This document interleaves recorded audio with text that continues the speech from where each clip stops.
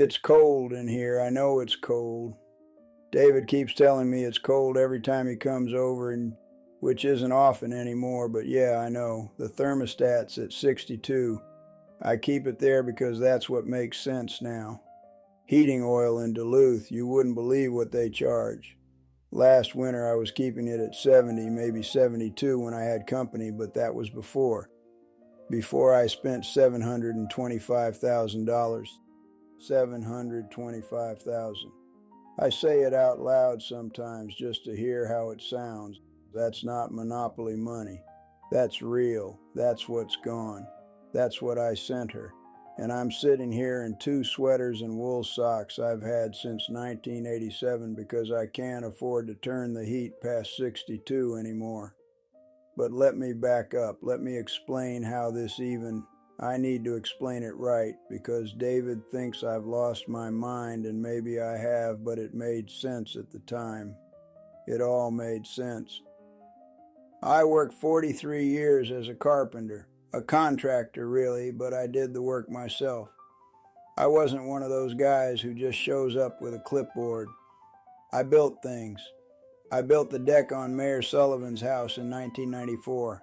He still lives there, or he did last I heard. That deck is cedar, proper cedar. Cost him $8,000, but it'll outlive his grandkids. That's how I work. You do it right or you don't do it at all. I retired in 2019. Dorothy had already passed. That was 2017. Pancreatic cancer. 6 weeks from diagnosis to gone. And I thought, well, what am I going to do now? Sit around? I kept the house clean. I had my routines, coffee at 6, the news, lunch at noon, always soup and a sandwich, supper at 5:30. I'd watch Jeopardy. I'd call David on Wednesdays. But Jesus, the days were long. Sarah, that's my granddaughter, David's girl, she gave me the iPad for Christmas 2022. She called it Staying Connected. I called it the tablet because I didn't know what else to call it. She set up all these apps, Facebook, Instagram. I didn't even know what Instagram was. She said, Grandpa, you just scroll and look at pictures. It's easy. Easy, sure. I spent 30 years using a level and a circular saw. I understood those. You pull the trigger, the blade spins. Simple. But this thing, you touch the screen and it does something different every time. Sometimes you touch it and a video plays. Sometimes you touch it and it opens a whole different page. I almost threw it at the wall the first week, but I figured it out. Enough anyway.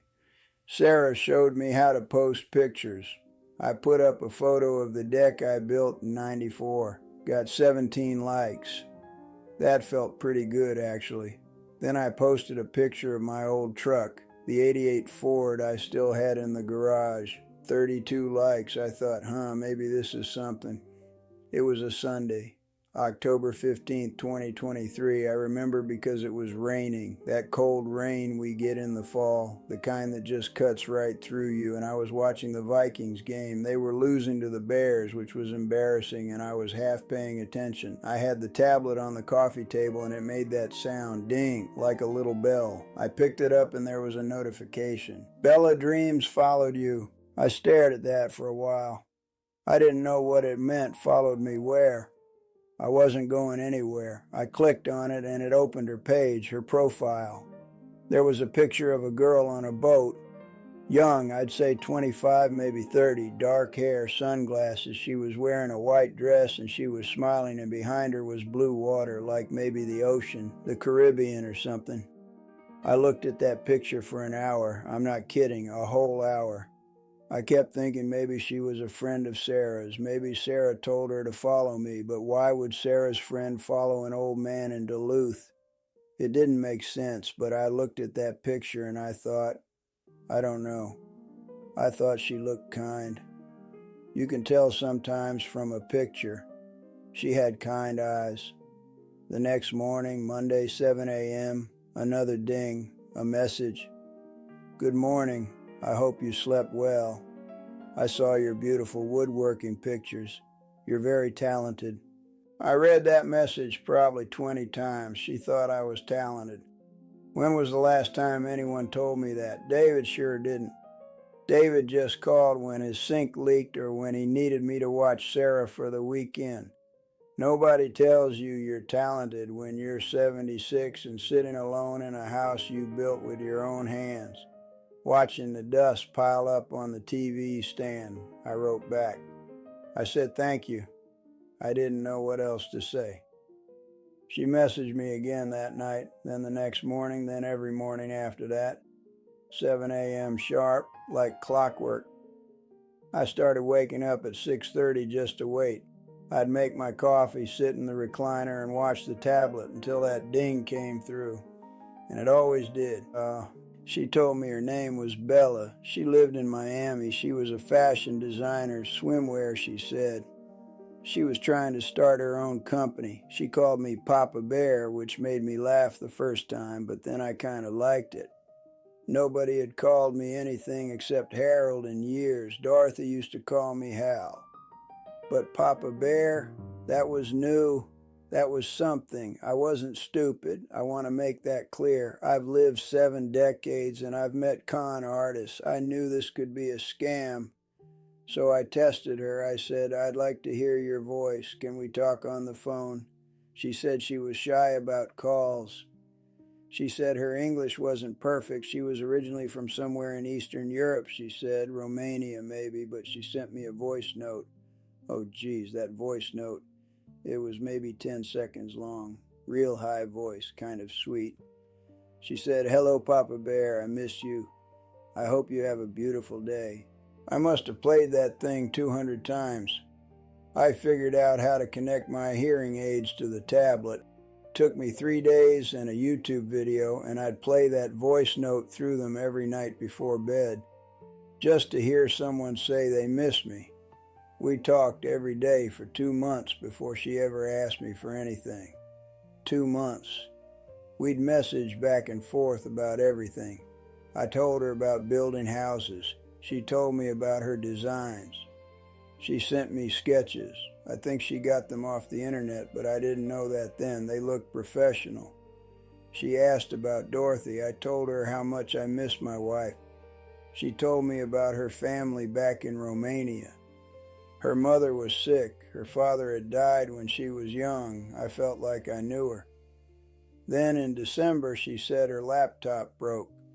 She was real upset about it. She said she had all her designs on there, her whole portfolio, and she couldn't afford to get it fixed because business was slow.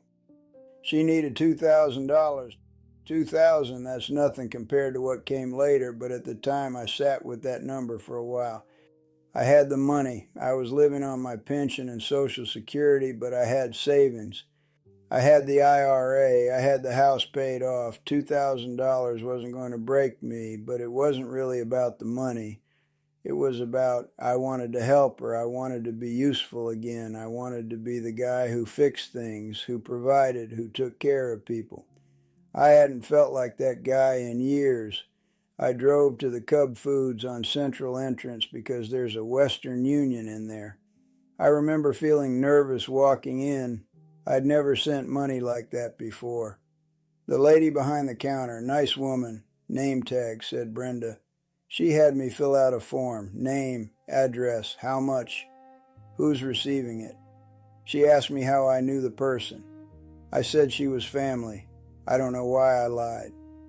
I guess I felt embarrassed saying I met her on the internet. Brenda counted out my cash and gave me a receipt with a tracking number.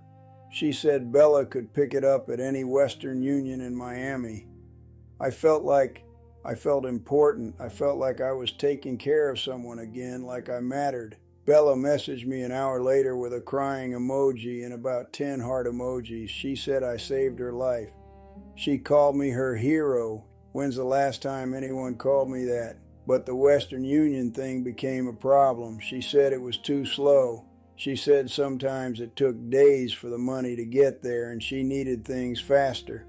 She told me about Bitcoin. I'd heard of it on the news. Some kind of computer money, I figured. She said there was a Bitcoin ATM at the Holiday Station on Miller Trunk Highway. She said it was easy. She'd walk me through it. Easy. Right. I drove out there on a Tuesday afternoon. The machine was right inside the door, next to the soda fountain. It looked like a regular ATM, but the screen was all different. It said, "Buy Bitcoin" in big letters. I just stood there staring at it. I felt like an idiot. There were two kids buying energy drinks behind me, and I was standing there with my flip phone in one hand trying to figure out this machine. Bella had sent me instructions, step by step. She told me to click Buy Bitcoin. Then it asked for my phone number. I had to enter the flip phone number. Then it wanted me to scan a QR code. She'd sent me a QR code through Instagram. I had to pull it up on the tablet and hold it up to the machine scanner. The first time I tried it, it didn't scan. The screen said invalid. I tried again. Invalid. I was sweating. I thought I broke it. Finally, I wiped the camera lens with my sleeve and tried again, and it worked. Then it asked, how much? I fed in $300 in 20s. That's what she needed for a phone bill, she said. The machine made this grinding sound like it was chewing up my money, and then it spit out a receipt with a bunch of numbers and letters on it. I took a picture of the receipt and sent it to her. She said, "Perfect, Papa. You did so good." I did that every week for 2 months, 300 here, 500 there. It became routine. I'd stop at the Holiday on my way back from the grocery store and feed the machine, send her the receipt. She always thanked me. She always made me feel like I was helping. Then in February, she told me about Marco, her ex-boyfriend. She said he was stalking her. She sent me screenshots of text messages, all threatening stuff. "I'll find you. You can't hide from me." Real scary things. She said she was afraid to stay at her apartment. She needed to get a hotel, somewhere safe, somewhere he couldn't find her. She needed $15,000. $15,000, that was bigger. That was real money. But she was scared. I could tell from her messages. She said, "I don't know who else to ask. You're the only one who cares about me. The only one." I went to the bank, not Cub Foods, the real bank. U.S. Bank on London Road. I walked up to the teller, young guy, maybe 30, name tag said Chris. And I told him I needed to withdraw $15,000. He asked what it was for. I said it was personal. He said he had to ask because it was bank policy for large withdrawals. I got defensive. I said it was my money, wasn't it? He said, "Yes, sir, of course. He just had to ask." He gave me the money in hundreds. A brick of cash in an envelope. I'd never held that much money before. It felt heavy, felt important. The Bitcoin ATM wouldn't take that much at once. It had a limit, $3,000 per transaction, I think, so I had to go back 5 times. 5 different days. The kid working the register started recognizing me. He'd nod when I came in. I wondered if he thought I was doing something illegal. Maybe I was. I don't know. Bella sent me pictures of the hotel. Nice place, right on the beach. She said she felt safe there. She called me her guardian angel. In March, she told me about the business opportunity. The swimwear line. She said she had a manufacturer lined up in Los Angeles, but she needed capital to place the first order. She said if I invested, I'd get 40% of the company. She sent me a contract, looked official, had legal language and everything. She called it Dream Swimwear LLC. I read that contract on my legal pad in the kitchen. I made notes in the margins. I thought about it for 3 days. 40% of a swimwear company. I didn't know anything about fashion, but I knew business. I ran my contracting business for 43 years. I knew about overhead and profit margins and customer relations. I thought maybe this is my second act. Maybe this is what I'm supposed to do with the rest of my life. I sent her $50,000, had to take it from the IRA, paid the penalties, paid the taxes, didn't care. This was an investment. This was a legacy. She sent me mock-ups of the swimsuits. They looked good, bright colors, modern cuts. She said we'd launch by summer. She said I should come to Miami for the launch party. She said she couldn't wait to finally meet me in person. In person. We'd been talking for 6 months at that point and we'd never met. I asked about that sometimes. I'd say, "When can we meet?" She'd say, "Soon." She'd say she was so busy with the business, with the designs, with everything. But soon, always soon. Then she said Thanksgiving. She said she'd fly to Duluth for Thanksgiving. I could barely believe it. I started planning everything. I'd cook a turkey. I hadn't cooked a turkey since Dorothy died, but I'd figure it out. I bought a new flannel shirt at Maurice's, navy blue, $42. I cleaned the house top to bottom. I even fixed the loose board on the front step. Her flight was supposed to land at MSP at 3:30 on Wednesday. That's Minneapolis-St. Paul Airport. We call it the cities. I drove down Tuesday night and got a motel room by the airport because I didn't want to risk being late. The motel was $89. The parking at the airport was $12 an hour. I got to the arrivals terminal at 2:30, an hour early. I stood there with all the other people holding signs and flowers. I didn't have a sign. I didn't need one. I'd know her when I saw her. 3:30 came. No Bella. I texted her. No response. 4 o'clock, 4:30. I watched every person come through those doors. Women with dark hair, women in white dresses, women with sunglasses. None of them were her. At 5:15 she texted me, "Papa, I'm so sorry. Customs held me up. My visa paperwork was wrong. They're sending me back to Miami. I'm crying. I wanted to see you so bad." I drove back to Duluth that night. Got home around 9. The turkey was in the fridge, still frozen. I didn't cook it. I made a sandwich. Bologna and American cheese on white bread. I ate it standing at the counter. I told myself she'd come for Christmas. Christmas was better anyway, more festive. She didn't come for Christmas. In January, she said she had to go to Dubai, a photo shoot for the swimwear line. A major magazine wanted to feature Dream swimwear. This was the big break. She was so excited. She sent me pictures from the plane, pictures from the hotel, pictures of the beach. Then she went silent. 2 days of nothing. No messages, no voice notes. I must have checked the tablet every 10 minutes. I thought maybe she was just busy. But then on the third day, I got a message from a different account, someone named Sarah M. The message said, "Are you Bella's friend? She's been arrested. She needs help." Arrested. My heart, I swear I felt it stop. I thought I was having another heart attack like I had in 2019. I sat down hard in the recliner and I made myself breathe. I messaged back. "What happened?" Sarah M. said Bella got caught up in some kind of customs issue. They found something in her luggage she didn't know was there. Someone planted drugs. Marco, probably. That's Psycho X. They arrested her at the airport. They took her passport. She was being held in a detention center. She needed bail. $200,000, $200,000. I don't even remember the next part clearly. I remember calling the bank. I remember driving there.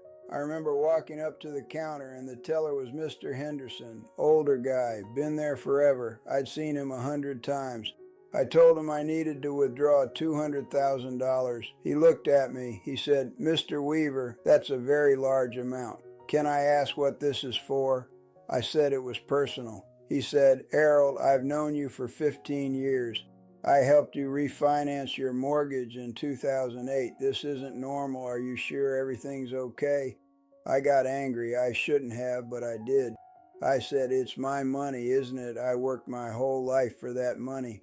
I can do what I want with it." He said, "Of course you can. I just want to make sure you're safe." Safe. I told him I was buying a cabin up north near Grand Marais. I wanted to pay cash. It was a good deal and I didn't want to lose it. He didn't believe me. I could tell, but he processed the withdrawal. It took 2 days because they had to order that much cash. When I came back to pick it up, he made me sign extra forms. He said, "If you ever need to talk, Harold, I'm here." I took the money and left. I didn't talk to Mr. Henderson again. I haven't been back to that bank since. 200,000. I sent it in chunks to different Bitcoin addresses. It took me a week. My hands shook every time I fed cash into that machine at the holiday. The kid at the register didn't nod anymore. He just looked at me. Sarah M. confirmed Bella got out. She sent me a message, just a quick one, saying thank you, saying she was safe, saying she'd pay me back as soon as she got home. She never paid me back. March came and she needed more. The business was struggling. The manufacturer wanted payment up front. She needed $75,000. I didn't have it. The bank account was almost empty. The IRA was gone. I looked around the house. What did I have? I had Dorothy's jewelry, her engagement ring, half-carat diamond. I bought it in 1971 from a jeweler in Superior, Wisconsin. Saved up for 6 months. That ring cost me $400 back then. Her pearl necklace, I got that for our 10th anniversary in 1982. Real pearls, not the fake ones. I put them in a plastic grocery bag and I drove to the pawn shop on Superior Street. The guy behind the counter, overweight, beard, maybe 40. He looked at the ring under one of those little magnifying glasses. He said, "I can give you $800. $800 for a ring that meant everything." I said, "That's all?" He said, "Diamonds are tricky. Market's soft right now." I took the $800. The pearls got me $350. $1150 total. I sent it to Bella. But I needed more. The business needed more. She sent me a spreadsheet, inventory costs, shipping, marketing. It all looked legitimate. We needed another $100,000 to really launch. I didn't have it. I went to see a financial advisor, not my regular guy, somebody I found online. He worked out of a strip mall office near the mall. I told him I wanted to do a reverse mortgage on the house. He said, "Mr. Weaver, are you sure that's your home? You built that home." I built it. 1976. Number 2 pine framing, cedar siding, dimensional shingles on the roof. I poured the foundation myself. Well, me and my crew. That house was everything. But Bella needed me. The business needed me. I signed the papers. They gave me $135,000. The house was theirs now. I could live there till I died, but it wasn't mine anymore. I sent the money to Bella, all of it.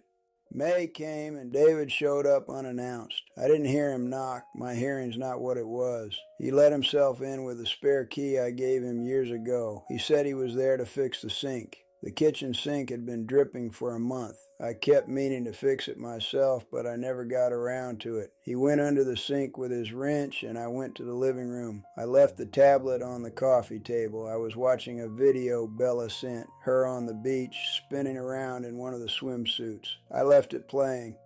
David came out 15 minutes later. The sink was fixed, but he was holding a stack of papers, overdue notices. The gas company, the electric company, the credit card bills. I'd been putting them in a drawer and ignoring them. He said, "Dad, what's going on? Why haven't you paid these?" I said I'd get to them. He said, "These are 3 months overdue. They're going to shut off your utilities." I said I'd handle it. He picked up the tablet. The video was still playing, Bella in the blue bikini. He looked at the screen. He swiped. He saw the messages. He saw the requests. He saw the Bitcoin receipts. His face went red. He said, "Dad, what is this?" I said, "That's Bella, my business partner." He said, "Your business partner? Dad, this is a scam. This is a romance scam. You're being scammed." I told him he didn't understand. I told him Bella was real. We talked every day. I'd heard her voice.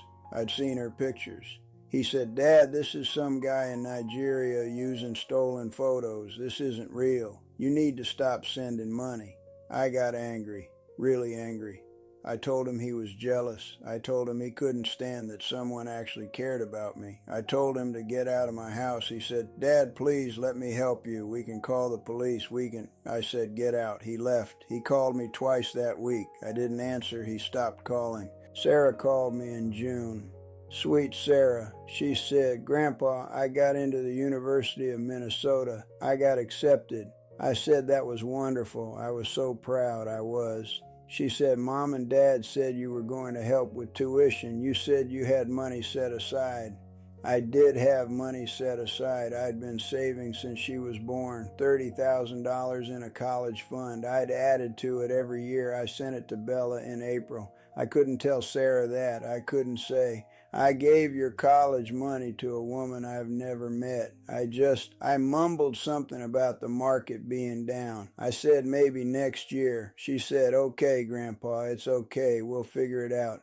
I hung up the phone and I sat in the dark for 3 hours. Last week, David sent me a YouTube video. He texted me the link with no other message, just the link. I almost didn't watch it, but I was bored, so I clicked it. It was a video about romance scams. Some guy explaining how they work. He said the scammers use fake profiles. They steal pictures from models and influencers. They build relationships slowly. They always have emergencies. They always need money. They never meet in person. Everything he said, every single thing matched Bella.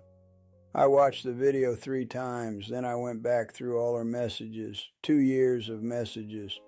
I read them differently this time. I saw the patterns, the way she always changed the subject when I asked about meeting, the way the emergencies always came right when I'd start to pull back, the way she'd send me a voice note or a video right when I was starting to doubt.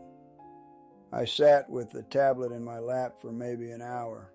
Then I typed a message.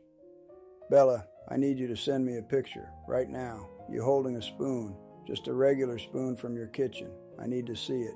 A spoon. I don't know why I picked a spoon. I'd seen it in another video. Someone said to ask scammers to send a specific random object because they can't fake that. They can't just pull a picture off the internet of someone holding a spoon. I sent the message. I watched the screen. 3 dots appeared. She was typing. The dots disappeared. They came back, disappeared. Then read. That's all it said. Read, meaning she'd read my message. An hour passed. Nothing. 2 hours. Nothing. I sent another message. Please, just a spoon, that's all I'm asking. Nothing.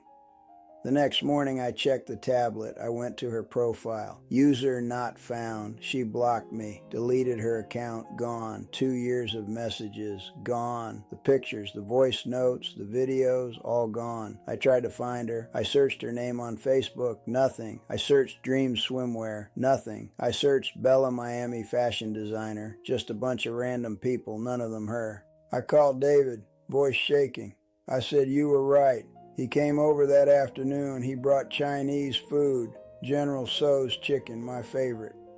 We sat at the kitchen table and I told him everything, the whole thing, every dollar, every lie, every stupid, desperate hope I'd held on to. He didn't say, I told you so. He just listened. When I finished, he said, Dad, we'll figure this out. We'll call the police. We'll see what we can recover. We called the police. They took a report. The officer, young woman, maybe 30, she was nice, but I could tell she'd heard this story before. She said romance scams are hard to prosecute because the scammers are usually overseas. She said the Bitcoin makes it nearly impossible to trace. She said I probably wouldn't get any money back. I knew that already. So now I'm here sitting in this cold house, the thermostat at 62. I eat oatmeal for breakfast and dinner because it's 30 cents a serving. I sold my truck last month for $1,800. I'm behind on everything. The reverse mortgage company calls twice a week asking about the property tax. I don't answer. David pays for my groceries now. He comes by every Sunday with bags from Cub Foods, oatmeal, peanut butter, white bread. He doesn't make me feel bad about it, but I feel bad anyway. Sarah still doesn't know. David said we should tell her, but I can't. I can't look at my granddaughter and tell her I gave her future to a stranger. The tablet sits on the coffee table. I still charge it every night. I know that's stupid. I know she's not coming back. I know it was never real. But what if her phone really did break? What if she's in trouble and she can't reach me? What if Marco found her and something terrible happened? What if she's in a hospital somewhere? I know how that sounds. I know. David tells me I need to accept reality. The officer told me I was a victim and I needed to stop blaming myself, but they don't understand. For 2 years I woke up every morning and someone needed me. Someone called me Papa Bear. Someone said I was a hero. Someone made me feel like I mattered.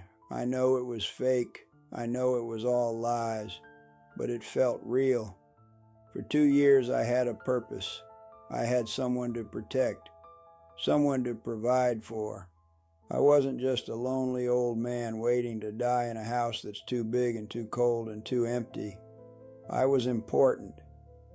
And I know I sound crazy. I know $725,000 is gone forever. I know Bella dreams was probably some guy in his 20s sitting in an internet cafe in Manila or Lagos or wherever, copy-pasting the same messages to 100 old men just like me. I know all that, but I keep the phone charged just in case, because what if I'm wrong? What if tomorrow she messages me and says, "Papa, I'm so sorry, I lost my phone. I've been trying to reach you. I'm okay now. I missed you so much." What if? That's the thing they don't tell you about getting old. It's not the bad knees or the hearing aids or the pills you take every morning. It's the loneliness. It's the silence. It's waking up and realizing nobody needs you anymore. Nobody calls. Nobody visits. Nobody cares if you're alive or dead except for when they need something. Bella needed me, even if it was fake, even if it was all a lie. For 2 years, someone needed me. And I guess I needed that more than I needed $725,000. The house is cold. I should turn up the heat, but heating oil is expensive and I don't have expensive anymore. So I'll put on another sweater. I'll make another bowl of oatmeal. I'll charge the tablet just in case.